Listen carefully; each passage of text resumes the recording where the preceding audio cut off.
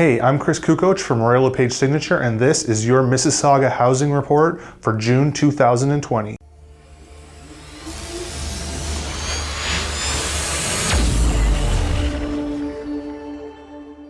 Hey guys, welcome back to By the Numbers. I'm your host, numbers guy, Chris Cucoch. Today I'm going to tell you everything you need to know about what's been going on in the Mississauga real estate market for June 2020. You may have noticed the last couple months have been a little different than the last few years. This little thing called COVID going on across the world, and it's affected things quite a bit. Thanks to COVID, in the month of May, we were down quite a bit of volume, actually 54%, with only 4,600 listings sold, and that's pretty much in line with the number of new listings on the board as well.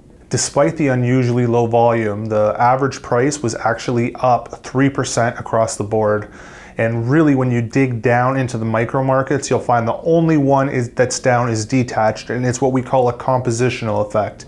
And what that means is, if you think of, say, houses over $2 million or maybe $1.5 million, people only tend to buy those because they want to, not because they have to, and they haven't been transacting, which is bringing the average price down a little bit.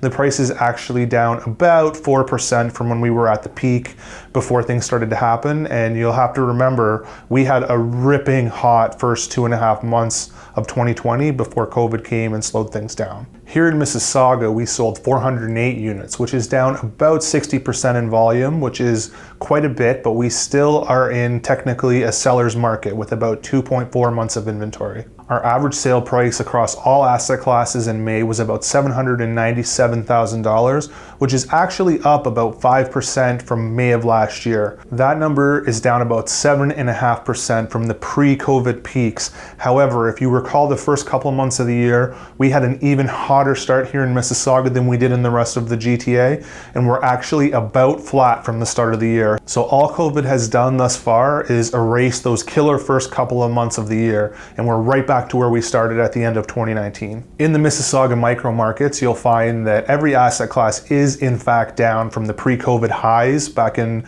early March, and that's mostly because of the crazy fast start we had to the year. But the good news is each and every asset class is in fact up over May of last year. The average price of a detached house in Mississauga was a little over $1.1 million, which is actually up about 2% over May of last year.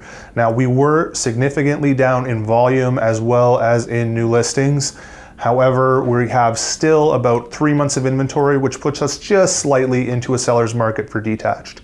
Now, the other asset classes are even tighter than that. The average price of a semi in Mississauga in the month of May was $796,000, which is up 8% over May of last year.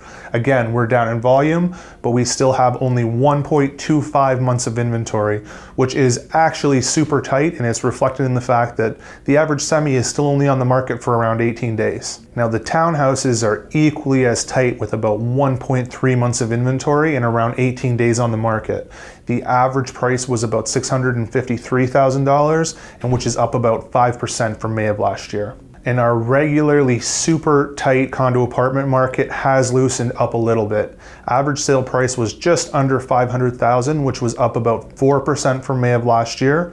We've got about 2.3 months of inventory, again, still well into seller's market territory, and the average condo is on the market for about 22 days. I want to show you a couple of other items. These are some stats that were provided by one of our suppliers called Broker Bay. The blue line shows the number of showings per day, and the orange line shows the number of offers registered. So showings are important because they're a predictive stat. They come before offers, and offers come before sales. So as you can see, over the last 8 weeks, we've been progressively heading up and up every single week. Highs are getting higher, lows are getting not as low. But over the last couple of weeks, you'll see that the highs are passing the pre-COVID lows. So we're getting back to somewhat of a, let's call it low-end normal amount of showings, which bodes very well for the months coming up. If you take a look at the orange line representing the number of offers, you'll see that it is also trending upwards in the right direction on a very consistent basis over the last 8 weeks, and quite a few more offers are being registered. This next chart shows the amount of showings month over month. So the last week of May of this year compared to the last week of April of this year.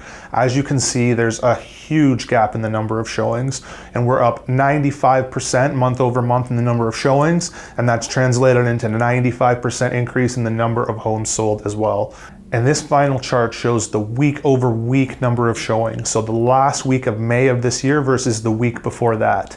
As you can see, on almost every single day, there's a significant increase in the number of showings.